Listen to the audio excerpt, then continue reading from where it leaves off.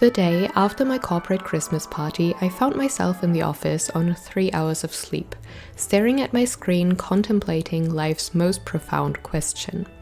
If Santa had a sugar baby, what would she wear? You see, I still had 4 meters of red velvet sitting at home, which felt like the universe telling me this was a necessary project. So naturally, on my way home, I bought 2 meters of faux fur. Is that too much? Probably. But it was so fluffy and soft, I had no self-control. Right, and I bought this because it was pretty and it could make a great New Year's Eve dress. What do you think? Anyways, back to Santa's sugar baby. I think the essence of a sugar baby's aesthetic is that they are youthful and pretty, so I thought of this design with a detachable skirt. Without the skirt, it's more playful and young. With the skirt attached, it's formal enough for whatever high society event Santa attends. Think of it as the gala look and the after party look. I roughly planned the pattern, measured myself, and then it was time for cutting.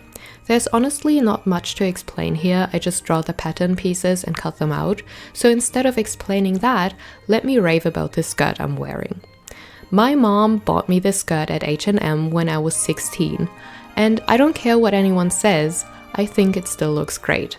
So either fast fashion wasn't as bad in 2013, or I got extremely lucky, because I wore this thing almost every day for years. Fun fact, I only wore skirts and dresses until I was 19. Don't ask, it was a rebellious thing. This is me rethinking my life decisions after realizing how much this fur sheds. I tried to contain the fluff and I failed, so I simply accepted that my apartment would be covered in fluff until this dress was finished. After cutting, I pinned everything together, sewed it, and ended up with this. Not my best work, but we'll get there. Next up, the neckline. Sewing logic applies as always, draw it, cut it, sew it, done. Now, the fur. This was my first time working with faux fur, and it came with some unexpected challenges. First of all, the amount of fluff it produces turned my flat into a low-budget snow globe.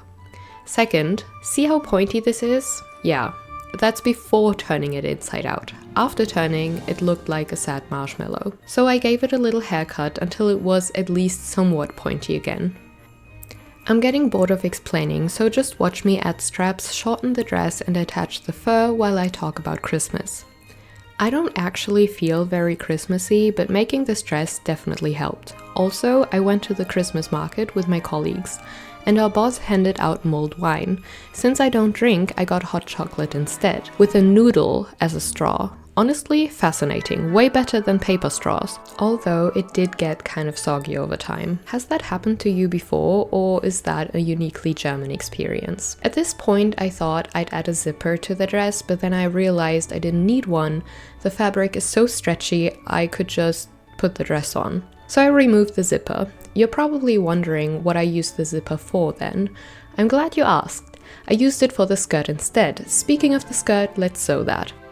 This was super straightforward. A waistband, the skirt itself, and an unreasonable amount of ruffles. Like, a lot.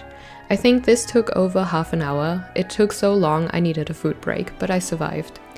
Okay, it's 10 p.m. now, but I'm getting so excited because it looks so good. I can't even tell you. I'm so excited. Then came the zipper, just like I promised, and I immediately failed at closing the skirt. So I redid it, twice. And ended up with this. Not perfect, but we'll add a big bow later to cover it up.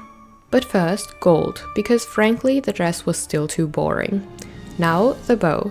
This is fully detachable because if you've ever worn a dress with a bow on the back to dinner, you know it's a form of punishment.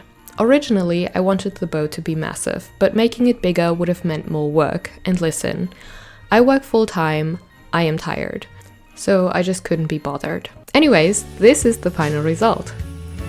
Do you think it fits the aesthetic? I'm honestly super happy with it, and I only got stared at a little bit in the city.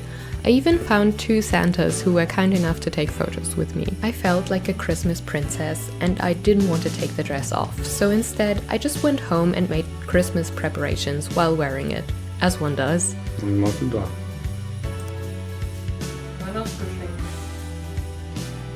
Lecker.